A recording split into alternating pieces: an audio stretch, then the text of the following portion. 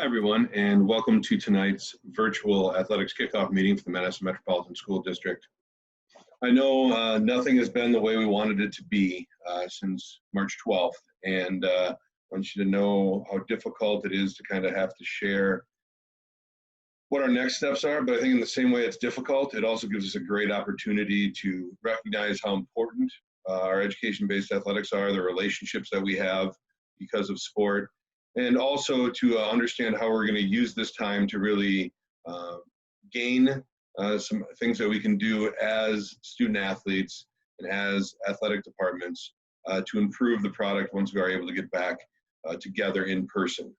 There's been a lot of change over the last week or so in relation to the models and what it might look like for what we traditionally think of as fall sports. And we'll kind of get into those details of what we're going to do as a Madison School District here as we work through the meeting. And I also want to really acknowledge all the work that our coaches have done both in the spring and the summer to stay connected and to provide resources to our student athletes, and thank all of you that have done some things to stay active, to stay connected, and to do what we need to do as we move forward.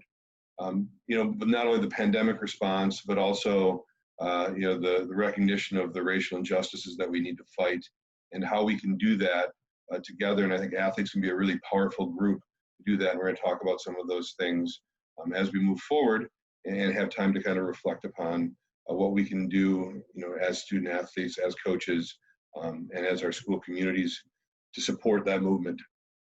We're going to jump in here with a little conversation between your four high school athletic directors.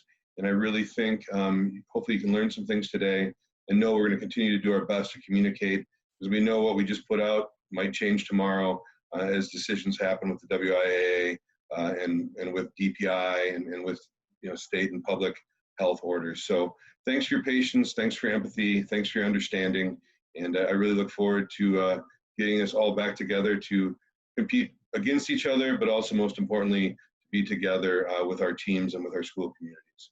Thanks so much, and I hope you enjoy the information we're able to put out for you today.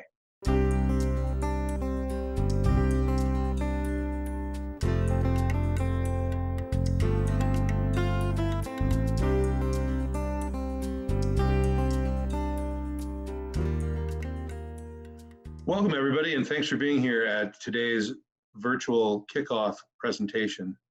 I did want to make sure we talk a little bit about what's the same in this ever-changing time. We are still going to do our education-based programming related to athletics in MMSD. So that does mean our athletic code is still in play. Our pre-participation physical requirements and eligibility is still something that we're really going to be focused on as we return to school in a virtual model. Obviously, what's different is season dates. We've made the decision to move our traditionally fall sports into the spring season. Those dates aren't defined yet by the WIA, but as soon as we're able, we'll update what that means for winter, fall, and spring sports as we decide what they look like when we're able to return to in-person participation. There are definitely some potential rules changes and contact and season dates decisions that are going to be made by the WIAA at their August 14th board meeting, which probably impact both school year contact dates and non-school participation. As soon as we have that information, we will definitely get it out to you. We do know that the transfer rules stay in place and are not going to be impacted by the decisions that schools make to determine how they're going to offer sports throughout this school year. At this time, I want to take an opportunity and chance for each one of us to introduce ourselves and the schools that we're at. We really welcome all of our families that are new to MMSD high school athletics, and to those that are returning, give us a chance to say hi, as we've been physically apart for a long time since the pandemic closed our schools in March. We'll start off with TJ at East. Hi, everybody. My name is TJ Ragnes. I'm the athletic director over at East High School. Entering 2020 will be my 5th school year at East. Obviously, this will be the one that sticks out as the most unusual that we've entered or that anyone's entered. But just want to make sure that the message is out there that we're here to support our students, our student athletes and families. And we're here for you as much as anyone in the district. Thanks for everything you guys have done, and we'll look forward to actually seeing everybody in person. And now welcoming the newest AD to the team, Tim over at La Follette. I'm Tim Rockwold. I'm entering my first year at Madison Metropolitan School District as the athletic director at La Follette High School. I have come with 25 years of experience in education, and at no time have I ever experienced the situation that we're experiencing as we've experienced since the spring. I know we're going to provide positive experiences for our athletes and students, no matter what the circumstances are, and I look forward to working with all of you. Thanks. You've seen me earlier in the presentation. I do have the dual role in the district as our district athletic director, and then I'm also the school-based AD at Madison Memorial. This will be my 21st year working with MMSD. I began when I was a college student coaching, and then became a math teacher before being math teacher and coach before becoming a Memorial AD and eventually the district athletic director. And I can definitely empathize with all of you as you go through this kind of turbulent time. I've got an incoming kindergartner to an MMSD school, and I know what we had expected maybe in the winter for what the first day of kindergarten will look like will be drastically different.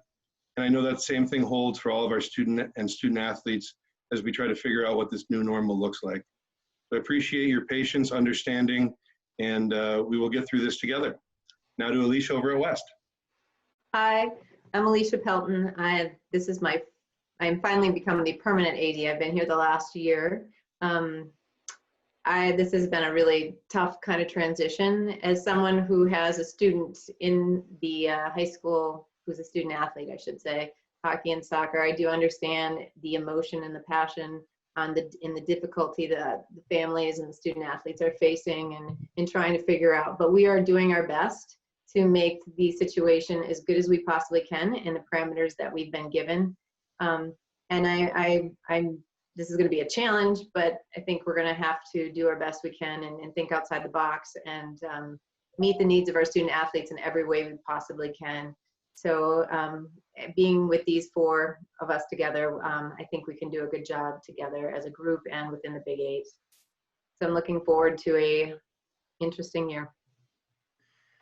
Absolutely, and I think what I want to take this opportunity to do is each of us kind of provides our own piece as we collaboratively work through what this looks like for all of our student athletes. And truly, although we are competitors sometimes on the field of play, we do definitely collaborate and work together.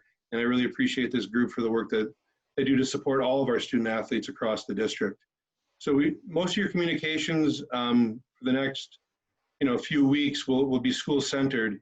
But I do want to talk a little bit about what each athletic director has done to support their piece and what it's looked like for them so far and kind of what we project.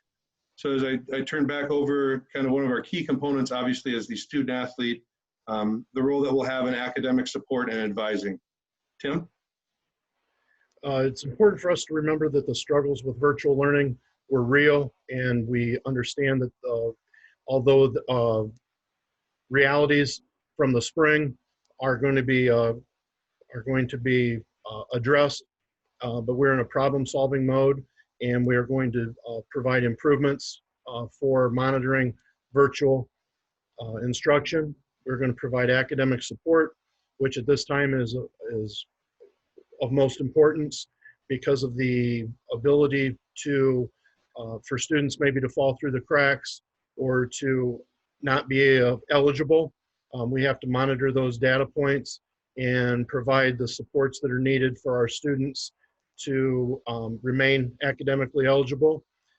Academics is our focus and is not a hindrance to athletics, but athletics is a support for academics, and we are going to provide as much support as we can and as much support as is necessary for our athletes to be successful in the classroom, because without that, they will not be able to compete on the field. Thanks, Tim. I think probably the next important piece, we've seen a lot about the positive impact that extracurriculars have on the students' experience and the mental health of those students. I will turn it over to Alicia. Yeah, so we've been following along with the WIA and across the country about the mental health, and we've been actually working on this with our coaches and our student athletes over the past year or so and making this a real priority. In this moment in time, it's even more an issue, and we're really watching and seeing and learning. We looked at what happened in the spring, not only with our own schools, but also in the greater WIA area. So we are going to continue to provide resources for not only our student athletes, but also our coaches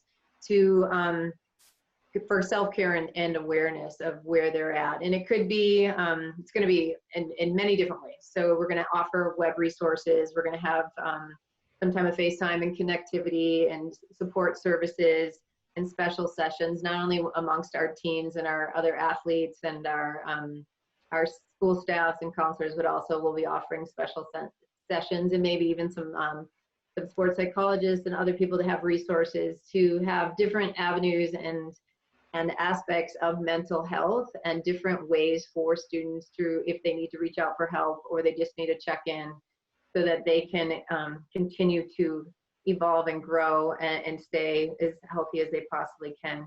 So we're doing everything we possibly can. We'll be open to ideas and to grow and working with other people to make sure this goes as smooth as we possibly can, as this is a really important time for the student athletes' mental health. And definitely kind of combining those two aspects has to do with how we can engage when we're not together in person. TJ, if you want to talk a little bit about virtual engagement and how that looks for athletics. Yeah, absolutely. I think one thing that we may find when we come out the other end of this tunnel is the tools that we as administrators and that we as coaches find to engage more fully with our student athletes, and in more ways than just on the athletic field, on the athletic courts, in the pool. The opportunities for our coaches to work with each other across sports, to be engaging the best practices that they've found for reaching out. Let's face it, it's a brand new world when it comes to engaging virtually. No one's real sure of the absolute best ways to do them at this point. However, we've got across the 4 high schools and within the 4 high schools, between 70 and 80 adults who have all applied themselves to our student athletes. And those are our coaches, whether they're teachers or come from outside the district. They all have the best interests of the student athletes at heart. And we are using them as our tools for ways to get creative. You'll certainly see teachers taking advantage of Google Classrooms. Why can't we do that as coaches? We have all become experts at using Zoom and other video messaging. Why can't we do that as coaches? Certainly within the rules, and we know that there will be some different rules that apply to how we engage with students moving forward through abbreviated seasons or through postponed seasons. But we now have this opportunity to find find the silver lining of bringing our coaches and our students together in more ways than just the athleticism that they use. This is much more a chance now to engage the whole person in our student athletes. It's another opportunity for us to use sports as a way to engage them in their education. For one, I am looking forward to the end of the tunnel. Of course, we all are. But I'm looking forward to seeing the new ways of engaging that our coaches find and that they share with each other across the probably more than 400 coaches that MMSD employs right now. I think it'll be an opportunity for our student athletes to learn in ways never even envisioned yet. And that's, again, we're all looking for a silver lining, and I think this might be one that we'll find, and that I think we'll realize as we move forward through the next several weeks and months. Great, thank you. And I think that's a good segue to what we can see. This isn't the only major crisis that's come to light since we've left in-person schooling. As we look at the racial and social injustices that really become to the forefront, and some social justice work that needs to be done. And I think one of the things that we're able to do is look at how we can do some anti-racist work through athletics, even possibly more easily in a situation like this when we're given an opportunity to be a little bit more reflective and intentional on our engagement around things outside sports-specific work. And in our work at Memorial, we've worked through some affinity groups for both our Black athletes, for our white athletes, and coaches as well. And also now the outcropping of that is the idea of putting together a social justice action group of athletes. I think that's something we can do both at the school level, but collaboratively across the district, as we know we have a lot of leaders that are part of our sports teams and can use that platform in leadership to help drive some of the things that affect our entire society. So I look forward to those exciting opportunities we have, which maybe we wouldn't have had. And that's really what I want us to focus on. I know that may not assuage all your trepidations around what's next. And I'll tell you, there's a lot that we don't know. And there's a lot of information that's going to come out in the next few weeks and few months.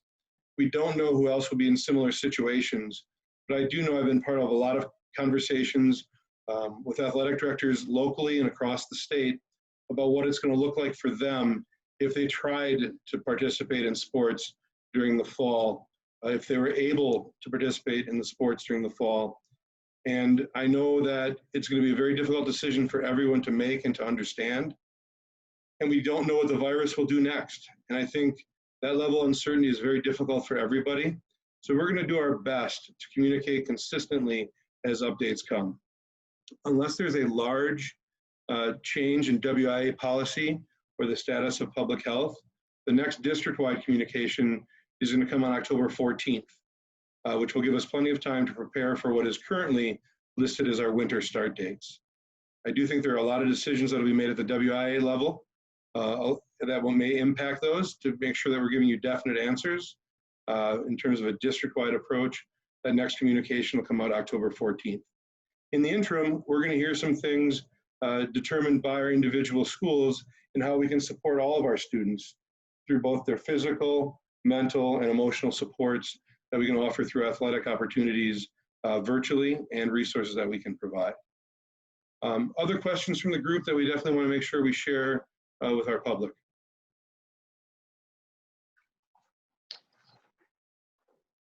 Yeah, so one of the questions I had was about non-school activities and how the district or how that's going to be handled and with the WIA rules. Yeah, so right now, neither the WIA nor the school has any governance over non-school club activities. The one place where it does interact would be at the WIA rule related to in-school year, in-season participation during the school season. And what I've advocated for at the WIA level is if we're going to be allowed contact dates during the school year to allow us to provide school-sponsored contact prior to the new season dates as they get established. In terms of the individual decisions to participate in non-school activities, if we are not offering fall sports, they would not be restricted to their in-season participation. Right. Do we have an idea what those dates would look like? So the WIA has a Board of Control meeting on August 14th, which I think will give us a little bit more clarity on what may happen. And also as they look at how we can potentially change winter and spring dates to accommodate what I'll consider like that fourth season of fall sports. I think across the state, you're going to see a shortening of the seasons to make sure that we can help combat the virus as needed. But we really want to make sure we're providing genuine opportunities for all three seasons of our student athletes. There may be some overlap as there exists in the current calendar and schedule, but we're going to try to minimize those conflicts to be able to provide genuine opportunities for all 24 of the sports that we offer. Okay.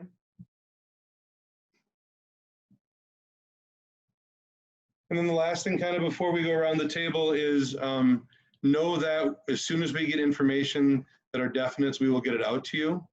I know that we are working to make sure that we provide the best possible athletic programming in these difficult situations. And I really appreciate all the work that this group has done, but also parents, families, and coaches, the work that you put in to stay connected because of the passion that you have for education-based athletics has truly been heartwarming. And I think you're going to see more and more the value that we have around high school athletics, which is beyond a practice, a meet, a competition. It's truly about the ability for us to connect and work towards common goals. And we can do that even if we're not physically able to be together. So I guess one more time around the horn and to introduce kind of what you see next for your school community. TJ. Well, we're looking forward to getting those dates scheduled, sharing them with our community, and then learning how we're going to all learn together. We got to learn how to learn before we actually learn. And that's what we're looking forward to at our place. It's a brand new world, and we're going to all join it in together. Tim. I'm just coming from an instructional situation most currently. So I provide the opportunity to kind of join the virtual instructional world with the administrative and athletic departments. We're going to provide toolkit for our coaches as well as our teachers to help engage and improve the online learning, continually assess how that learning is being done and how we can monitor it better to make sure that, and ensure that it's success for all students. Felicia? It looks like going forward, we'll send out a athletics newsletter coming up soon to kind of go over what we see coming up in the next month or two. We are going to have a group of student athletes discuss with them what they believe that the student athletes might benefit from, so that we can learn directly from our who we're servicing. And then we'll have some coaches talks coming up soon as well, trying to gather information from them. If there are opportunities to do anything, we'll make sure we're communicating those as quickly and clearly as possible, and reaching out to both the families and the student athletes themselves. In terms of Memorial, you'll see the continuation of that inclusion in the monthly newsletter. And then also you'll get an email related to those general offerings related to virtual speed and strength and those other supports as we get closer to our online registration time. And then back up with my district hat on, we have got 3 more chapters for you in your presentation tonight. We're going to address some of those COVID-19 topics in a little bit more detail, followed by a presentation related to our athletic code. And then we're going to finish up with Tyler Kastner, who has got a background in our school counseling to help us understand some of the opportunities for athletics beyond high school and what we need to do now to make sure that we open up all of the doors in the future. Thanks again for joining us today. I hope you find the next 3 segments valuable as well, and best of luck.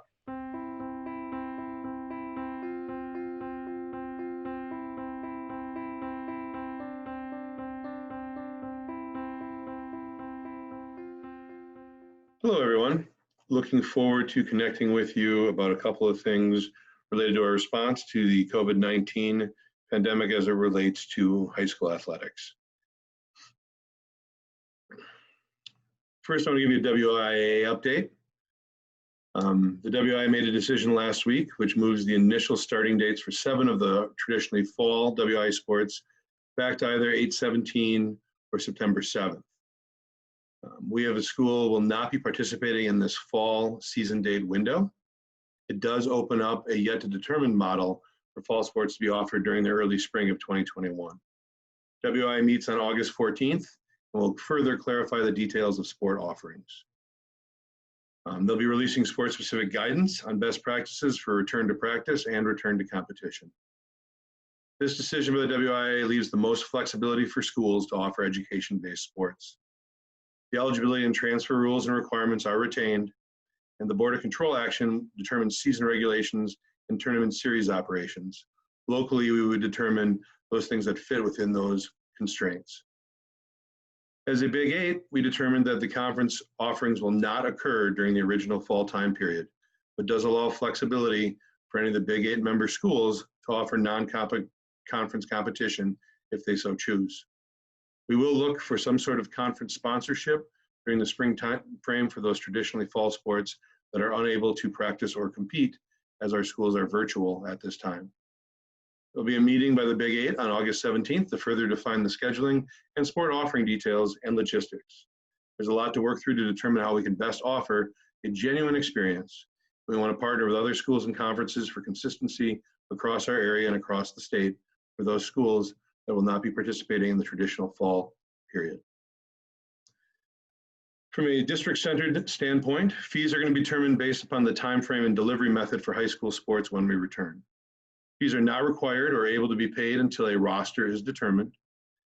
We will provide general athletic supports and services at no cost to all students in the interim.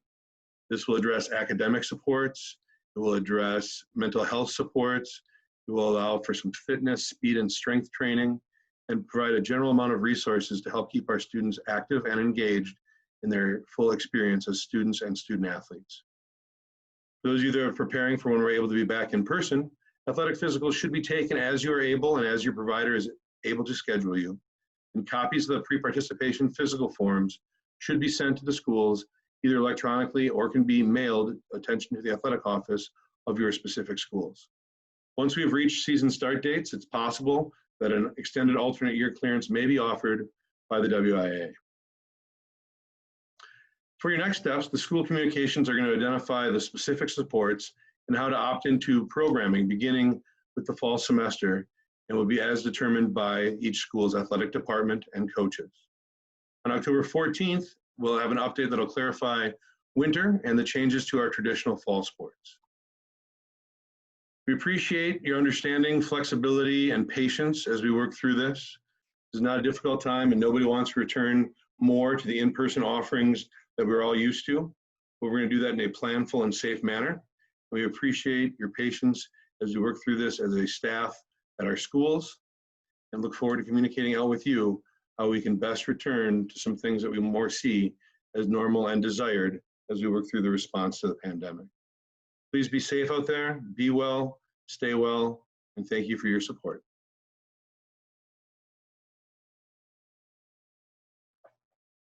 As always, feel free to reach out to your athletic director at your school or myself as the district athletic director if you have specific questions or would like to share your perspective related to the programming that we're offering.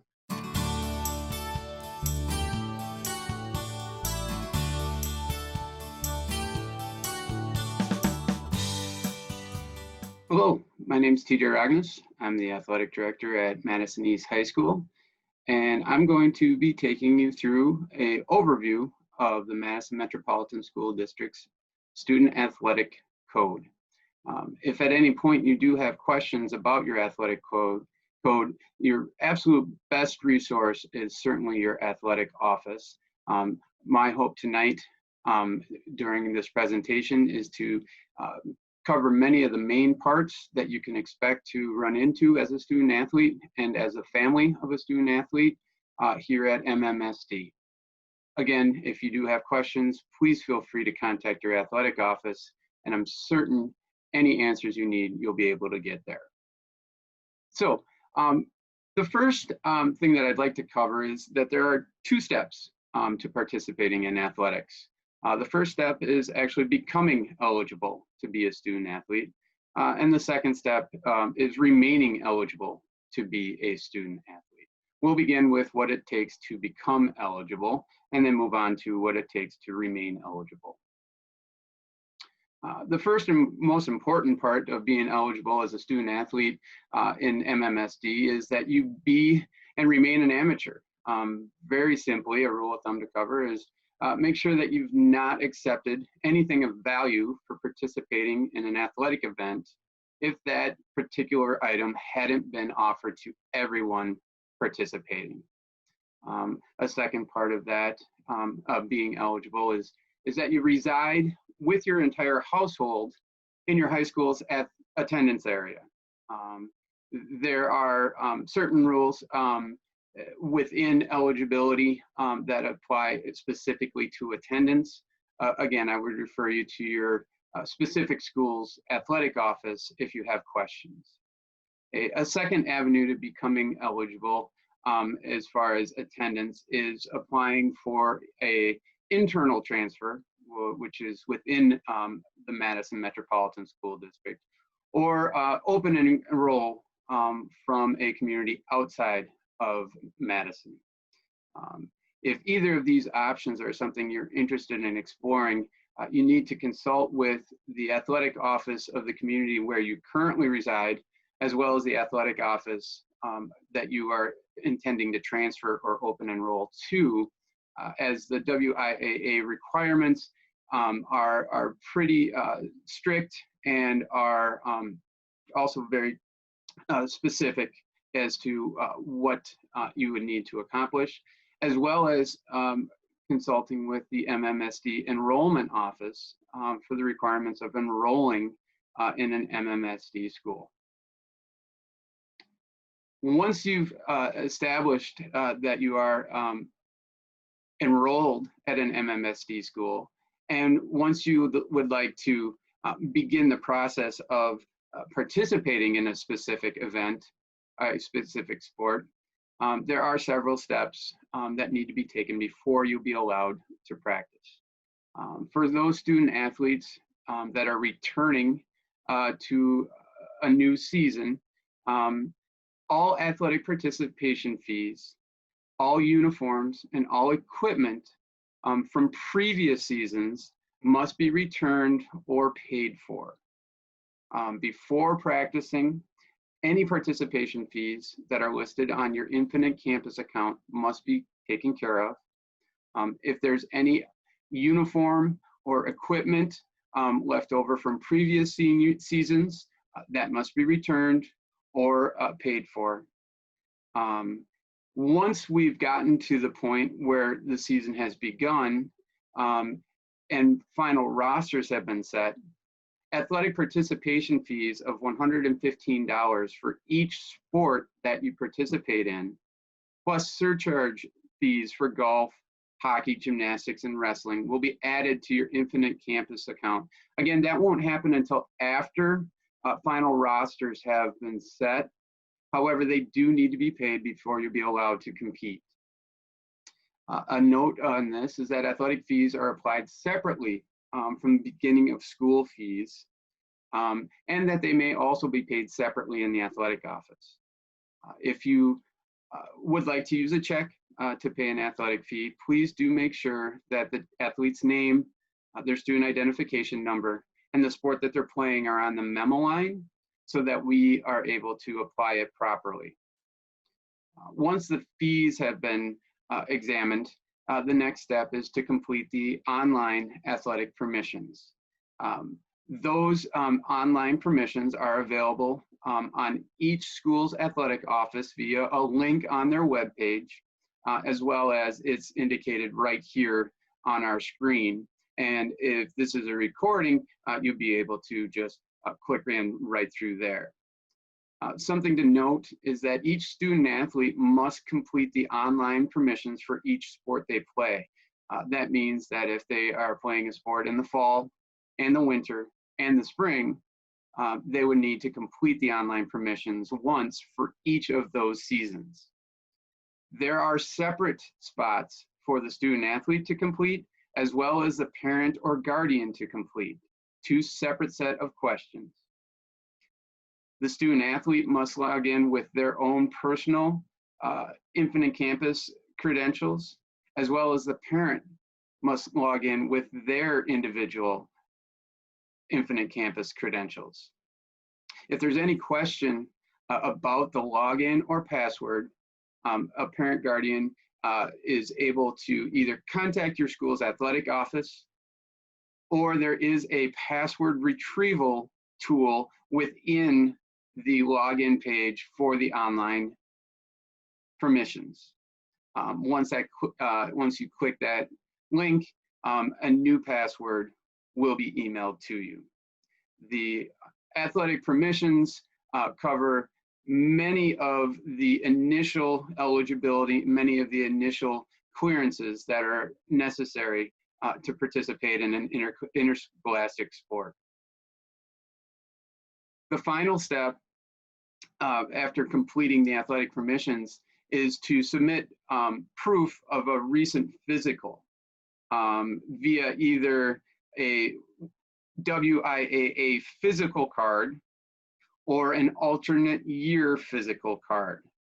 These forms are found at the end of the athletic permissions questionnaire once you submit that you attest all this information is true. You will have a link available that you can print the form from. Once you print that form, complete it, and return it to your athletic office, this must be done before the first day of practice. There may be pre-printed forms available in your athletic office at your high school. That would be something that you would need to check at each individual school. Most clinics and doctors' offices also have these forms available. And if you do go in for a physical and simply ask them for the WIAA physical form, they most likely will know what you're referring to. A final step that may or may not be required of you, depending on your sport and depending on your school, is an emergency medical information sheet. This is something that your coach would carry with him or her at all practices or competitions on the off chance that the student athlete is injured and that any emergency information is necessary. Once you've completed the pre-eligibility forms, there is a question of remaining eligible to compete throughout the course of the school year. This is measured in a variety of ways. The first is that you are demonstrating adequate academic performance at all times and in the past. The grades from the most recent high school grading period control your initial academic eligibility. For those that are incoming freshmen, they begin with a clean slate. That is, their 8th grade grades do not apply for fall sports. However, grades from the first quarter of high school will be considered when they are completed. For students that are sophomores, juniors, and seniors, the grades from 4th quarter of the last year will be what are considered for fall sports. If there is a class that you did not pass, a single class that you did not pass, you would be ineligible for 22% of the scheduled contests of that fall. If you had 2 or more non-passing grades from 4th quarter of the previous school year, you would be ineligible for 33% of the scheduled contests in your sport for that fall. You also must be enrolled as a full-time student per your school's guidelines before you're able to practice and or compete in your sport. And finally, you must be attending and passing all classes during the current school session. These are measured by weekly academic status reports, which are also known as Tuesday reports, as they are commonly submitted to the coaches on Tuesdays. These reports show a snapshot of the student athlete's academic standing in each of the classes that they're currently enrolled in. If the student athlete displays a non-passing grade in any class for 2 consecutive reports, they are ineligible to compete until that grade is raised to passing, and that will be at least a single contest. Attendance is also tracked. If there are any unexcused absences that appear on 2 consecutive attendance reports, the student athlete would be ineligible for at least 1 contest. Another section of remaining eligible is adherence to the MMSD athletic code. There are questions as to why does an athletic code exist. Among those is that it is a WIAA requirement for all Wisconsin high schools to have an athletic code. It provides consistent expectations that guide, govern, and measure the conduct of our student athletes. A note on this, where MMSD has 4 high schools, the athletic code is the same for all high schools in Madison. And the athletic code is enforced the same at all high schools in Madison. We have an athletic code to emphasize the year-round responsibility that all student athletes have to conduct themselves in a way that reflects positively on themselves, their families, their schools, and their communities. And it is a demonstration of the privilege that being an MMSD student athlete is. In many ways, it should be noted that the athletic code is stricter than the rules for a quote unquote regular student. This is further evidence that participation in sports is a privilege that has to be earned on a continuing basis throughout the school year. Now, unfortunately, with the code, there are occasions that violations occur. And when these violations occur, there are consequences that the student athlete will face. Within the Madison Metropolitan School District's athletic code, there are 3 levels of code violations.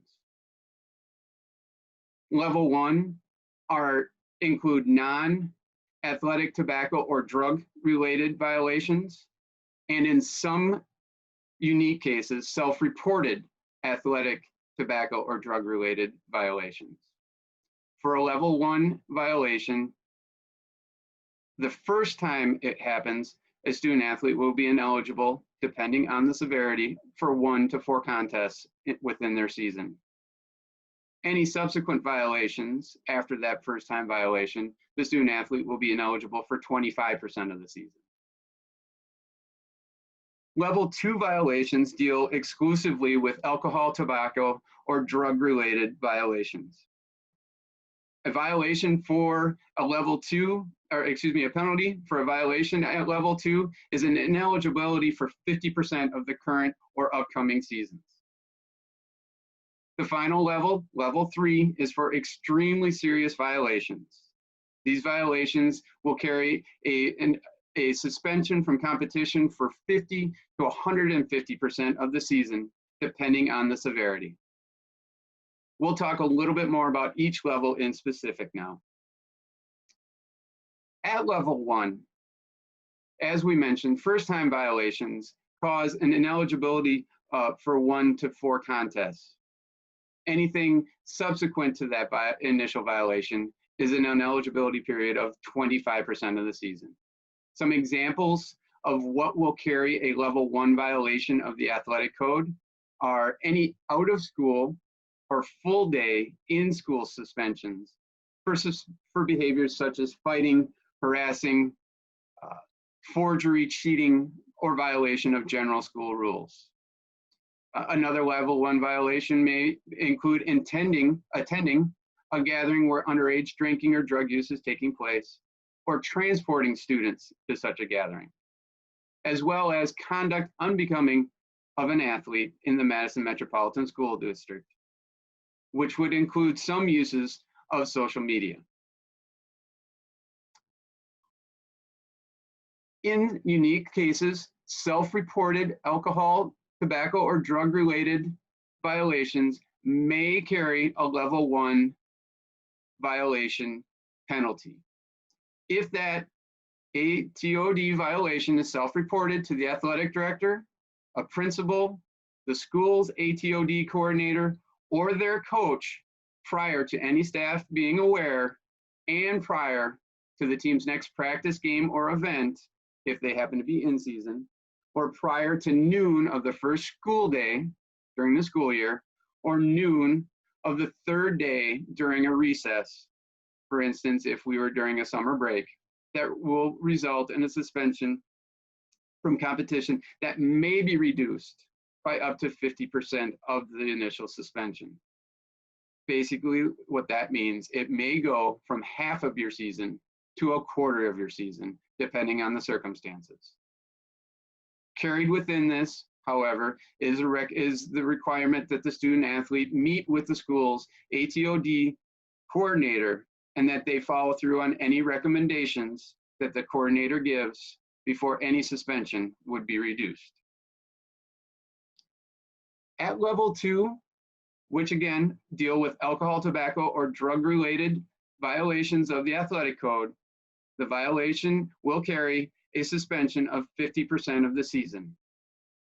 Included with those violations are buying, possessing, or use of tobacco, nicotine, alcohol, drugs, or any imitations of them, any smoking of any sort, Any misuse of prescription or over-the-counter medications are all examples of a level 2 violation, and all will carry a 50% suspension from competition. Level 3 are our most serious violations.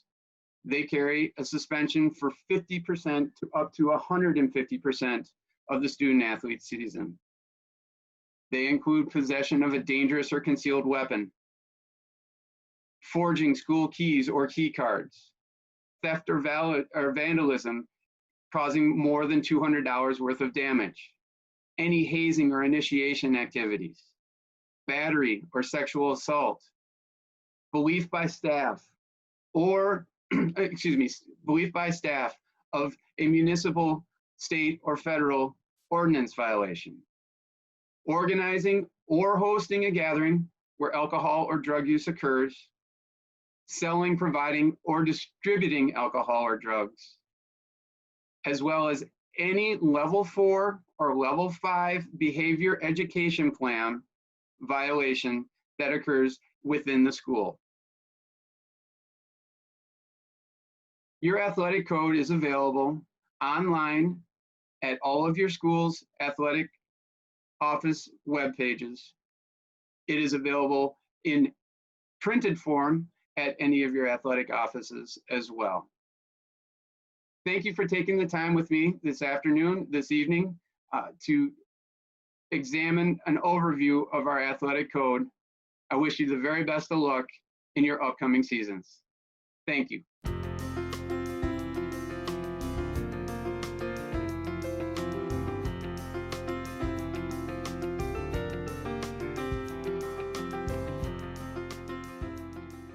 Hi, everyone. Thank you for attending the Collegiate Athletic Process presentation. My name is Tyler Kastner, and I am currently the Madison Metropolitan School District NCAA liaison. And what that means is I am working with school counselors, athletic directors, coaches on the process of maintaining for students the eligibility, academically, recruiting, anything like that, that can enhance the opportunities for your student to attend college and play athletics, all right? So I was working this year with mainly school counselors and coaches and athletic directors. Hopefully next year I'll get to work a little bit more with individual students, and I'm looking forward to meeting some of you next year, regardless of if it's face-to-face or over video. So hopefully we'll get to do that. All right, the presentation today will cover various topics ranging from each grade level, 9th through 12th. And we will be discussing mainly the tasks that you need to start thinking about in each grade level to hopefully enhance your opportunities beyond high school to play in college. So we'll go through this presentation. It'll be a brief presentation for you, but hopefully it'll get you to start thinking about certain things, okay? All right, first and foremost, we'll talk about a little bit about COVID considerations. And what that means is that what I'm talking about, many schools, universities, and colleges are losing certain athletic programs due to lost revenue. Without, in-person or live sports, they're losing a lot of revenue and having to make the difficult decision to cut certain programs, all right? So what that means for you is I want you to keep all your options on the table as long as possible, all right? That means I know a lot of you would love to attend a D1 or D2 school, but sometimes the D3 NAIA and NJCAA just make a better case for you as far as being a better choice. And so I don't want you to cut or eliminate certain programs just because you're not interested in the level or you're not interested in the college at this point. You never know when that college you may be dreaming of cuts a program or due to something, unforeseen. So you want to make sure that you're keeping all other stakeholders happy as well. You want to make sure that you're keeping everything and anything on the table so you have those choices later on. Always have a backup plan just in case your plan A doesn't work. All right, so we're gonna move on from there and talk about 9th grade. All right, so for those of you in 9th grade, all right, start the conversation about planning during and after high school. And what this means is sit down with your family and discuss what are some goals you wanna have during high school. So academically, do you wanna take rigorous courses? Which courses do you wanna take? What's your interests, all right? Like if you're interested in computers, so look at AP Computer Science, right? Like you wanna take certain classes that may look really nice for one, college admissions, and then 2, your academic eligibility. So making sure that you're taking courses that are rigorous in nature. Plan how you're gonna get there. Athletically, First and foremost, if you're playing, as a freshman and you're on the freshman team or the JV team, you want to make sure that like a goal should be obviously playing varsity. All right. After that, what are your individual goals that you want to achieve? All right. So come up with kind of like a game plan for your 4 years athletically. What kind of goals or, records do you want to have individually for yourself? And then lastly, what kind of extracurriculars do you want to have beyond just athletics? So start thinking of some different areas that you want to kind of, maybe venture into or start working with, and getting a better resume overall to, give to a college for college admissions. All right. Secondly, one of the other important things that you need to know is where to find your 48H list of core classes. This is for NCAA Division I and II. If you are hopefully dreaming of playing Division I or Division II, you need to know where this list is, because you have to take courses on this list to achieve academic eligibility to play Division I or II. The schools I have listed below are all the 4 high schools in Madison and the ACT code. You will need to have the ACT code of your school to find this list of 48H. You will go to eligibilitycenter.org. You'll type in the ACT code and it will give you a list by subject of the courses that you can take to qualify academically just with your courses, all right, for each individual high school for NCAA Division I and II.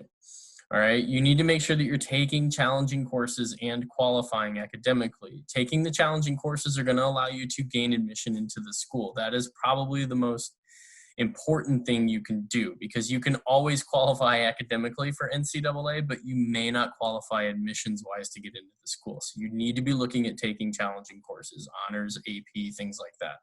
Okay, but find this list and take courses on that list. All right. Freshmen also earn best grades possible in all subjects, especially those core courses. You will be taking some of those courses on the 48H for your school as freshmen. There's no way around it. You're going to take English, math, science, history, most likely, maybe a world language as a freshman. All of those count for NCAA Division I and II academic eligibility, okay? So make sure that you're earning your best grades possible. If you're earning your best grades possible in core courses, you're setting up a really good foundation for sophomore year. And most likely, most of those courses anyway are graduation courses anyway.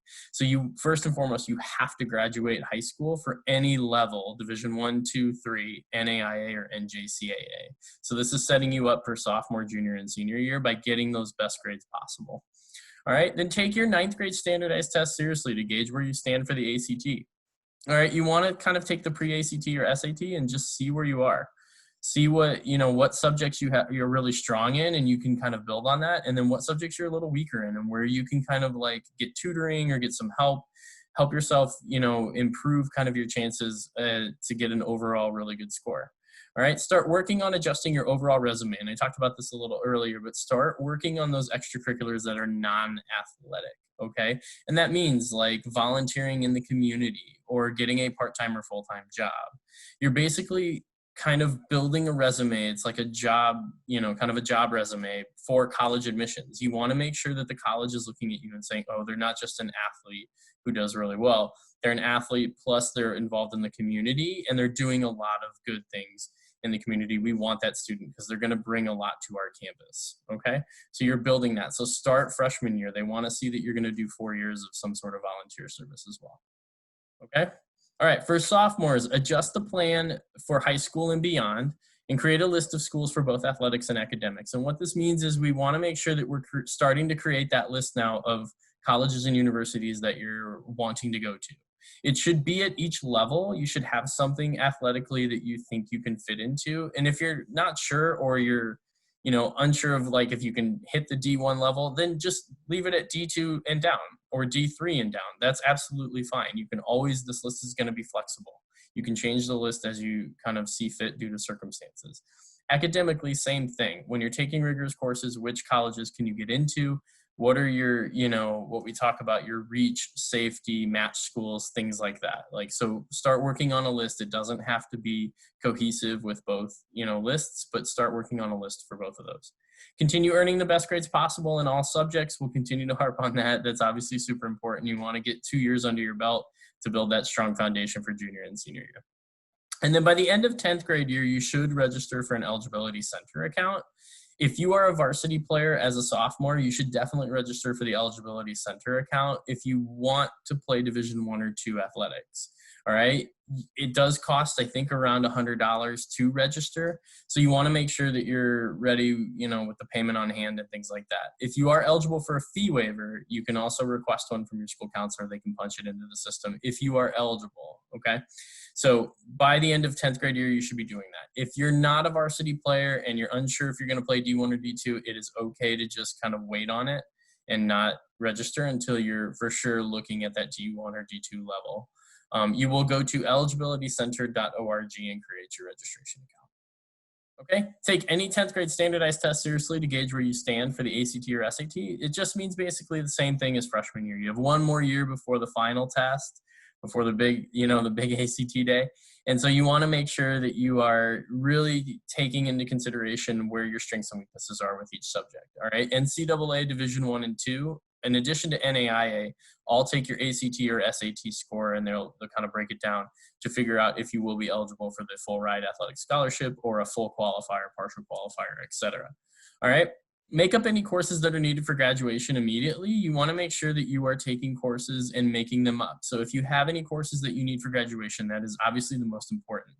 If you are looking at the Division I level, it's the only rule for Division I. Division II, III, NAIA, and NJCAA do not have this rule. You will lock in 10 of your core courses after summer of junior year. So you need to make up any courses you failed or any courses that you want to get a better grade in. Those need to be in the system by the end of the summer of your junior year. Okay, that's for Division I if you're looking at that level. Okay, you still need to make up those graduation credits immediately because you don't want to be playing catch up as a senior and junior. But you need to make sure that you are taking courses and getting those locked in, especially for if you are a Division I athlete. Okay.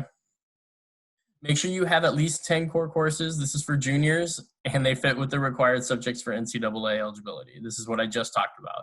All right. So at the end of the summer of junior year, NCAA, once they get your official transcript, will basically break it down and they lock in the 10 best grades you have. So if you didn't make those classes up and you're going into senior year, or you have low grades and you have to count those, they count them. You cannot change those. The old rule used to be you can change those in and out. You cannot change the 10 that NCAA locks in. Okay? Take the ACT and SAT and obtain the highest score possible. Easier said than done, obviously. Take it easy. Try to take a deep breath. I know it's hard, but this is a good time to relax and take the ACT and SAT and just, score the highest score possible you can and know that you worked really hard to get there. Okay? This is obviously for both of those eligibility standards. For college admissions, obviously the composite ACT score is really important. And then also for eligibility for NCAA Division I and II, they're going to look at all 4 of your subject tests on the ACT and add them together. And that will help calculate your academic eligibility with your core course GPA. Okay. And then if you are looking at NAIA schools, you can register for that at myplay.naia.org. Just go in there and register for an account, and you can also grab a fee waiver from your school counselor and they'll submit that for you. Okay. All right. After junior year, you should have your NCAA school lead or registrar or school counselor send an official transcript to the Eligibility Center. They have to have an official transcript on hand to start breaking down your eligibility. This speeds up the process when you're a senior, so you can start summer practices, things like that. So you want to make sure that you do send one after junior year.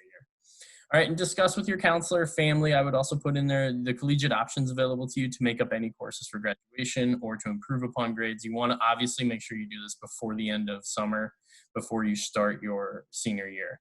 Okay, and then when scheduling classes for 12th grade, know and choose core courses as electives. You want to make sure that you're picking core classes on that 48H list. There are a lot of AP and honors courses on there, so make sure you're challenging yourself for college admissions, and then also that you're doubling up kind of that Division I or II standard by taking those core courses as well for your school. All right, 12th grade, congratulations, you made it. All right, develop and implement a plan of action for completing college applications and supplementary material. All I would love for you guys to do is just basically come up with a timeline of when you're gonna, when each and every college application you're gonna submit, when are their deadlines, when are there early decisions, early actions, things like that?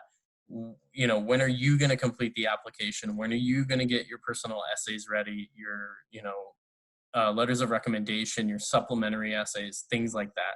When is all that going to be completed for senior year? So develop that plan of action before you go into senior year. It is super busy. You don't want to be messing around with like, oh, did I submit this? Did I submit this? No, you have a checklist. You've gotten it all kind of under control. All right, take as many required and elective core courses as you can. We talked about this earlier, so make sure you're doing that. You want to make sure that you're taking as many core courses as possible. As long as you are, on track for graduation, that's obviously the first and foremost thing you need to do that's important.